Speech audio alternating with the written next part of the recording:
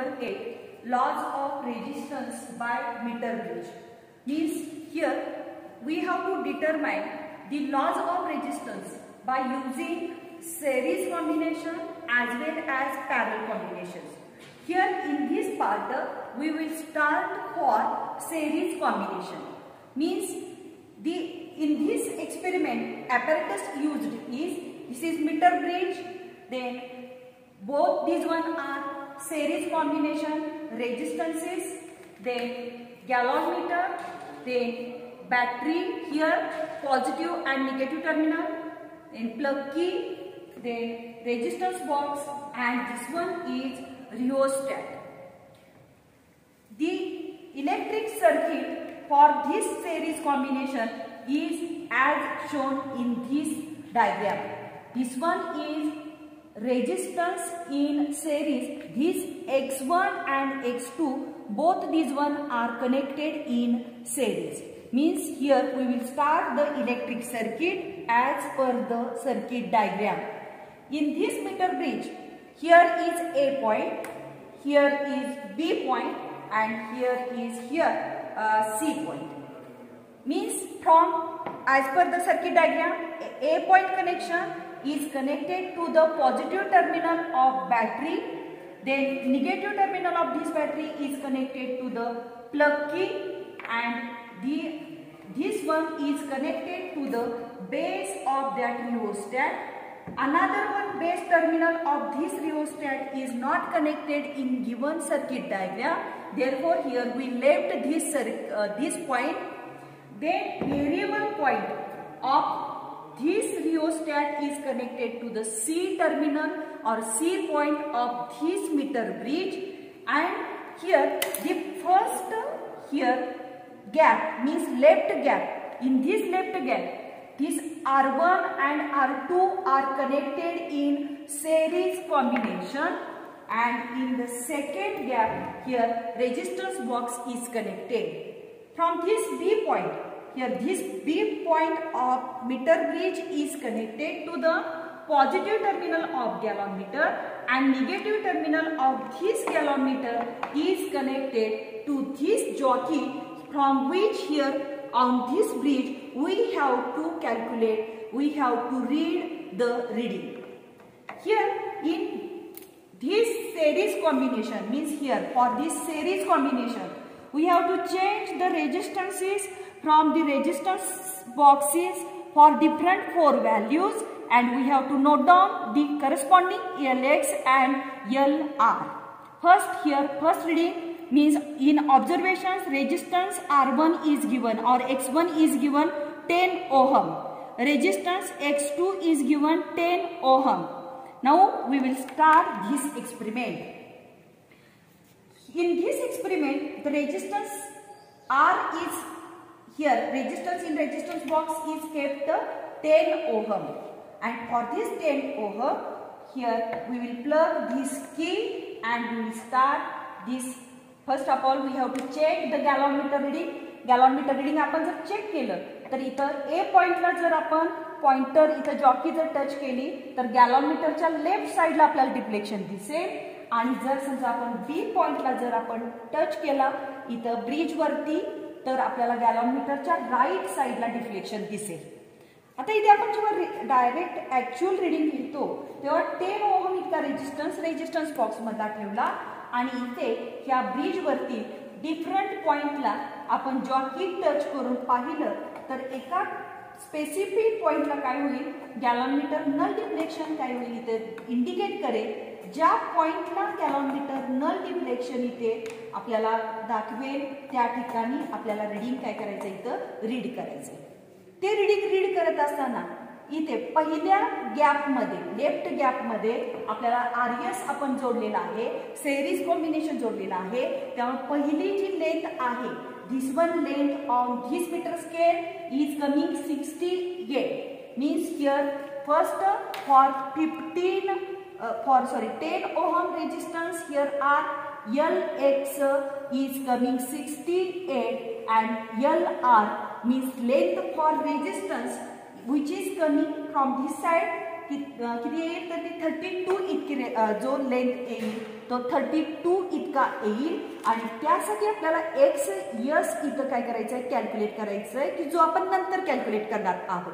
Now second reading here we have to calculate for by keeping resistance 15 ohm in resistance box. Means here already 10 we have drawn this one.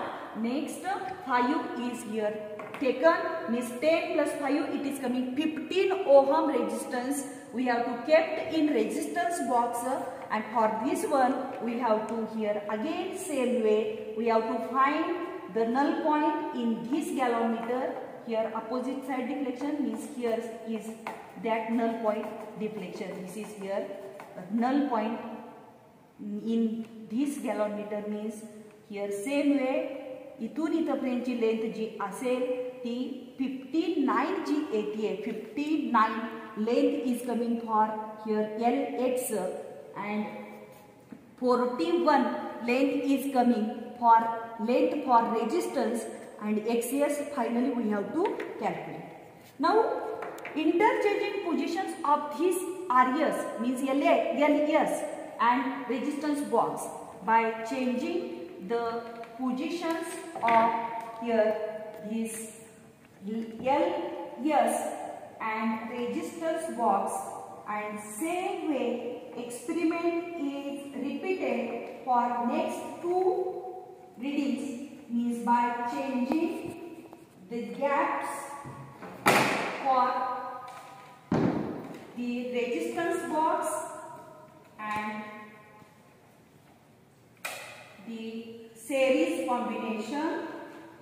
Same way here we have changed the left and right gap, means for right gap this series combination is connected and for left gap resistance box is here connected. Now again you have to check the reading for gallonmeter. Gallonmeter ni left side ला deflection दाखवलेला आहे इथे, means केलेलं connection बरोबर आहे. गॅलॉनमीटर ने right side ला deflection दाखवलं, केलेलं कनेक्शन करेक्ट आहे. परत एकदा सेम एक्सपेरिमेंट. रेजिस्टन्स इज 10 इतका ओम ठेवायचं आहे, 15 इतका ओम इतका ठेवायचं आहे.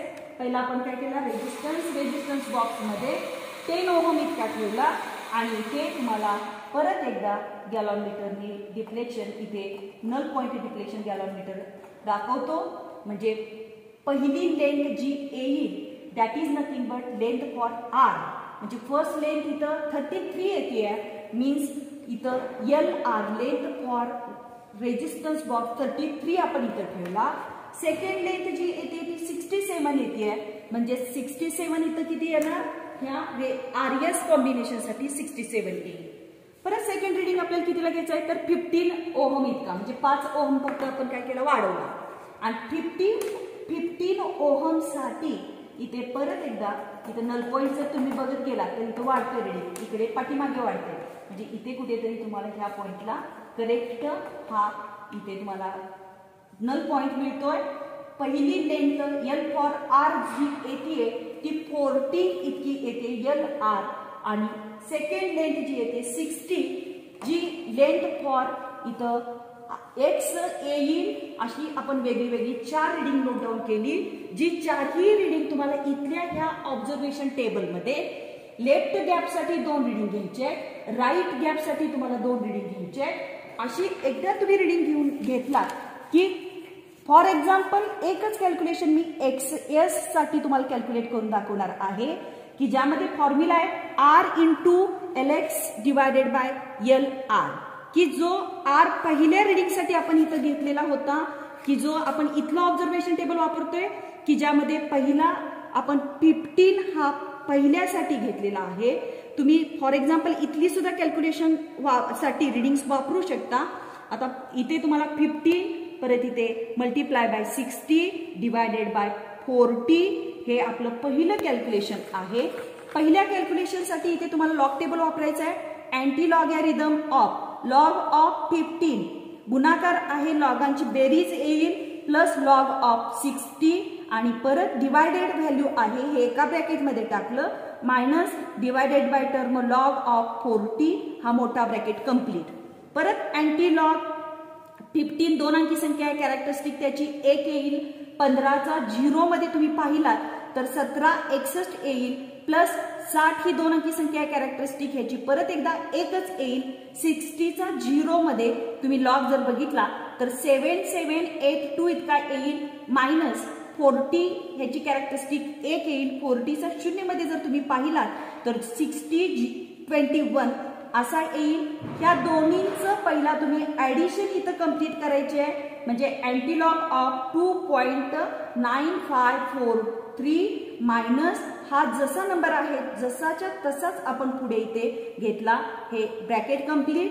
अँटीलॉग ह्या दोन्हीची सबस्ट्रॅक्शन करायचे आहे आणि सबस्ट्रॅक्शन केल्यानंतर 3 - 1 इथं 2 येईल. 4 - 2 इथं 2 येईल. 5 - 0 इथं 5 येईल. 9 - 6 इथं 3 येईल. डेसिमल पॉइंटला डेसिमल पॉइंट. आणि 2 - 1 जर केला तर इथं 1 येईल.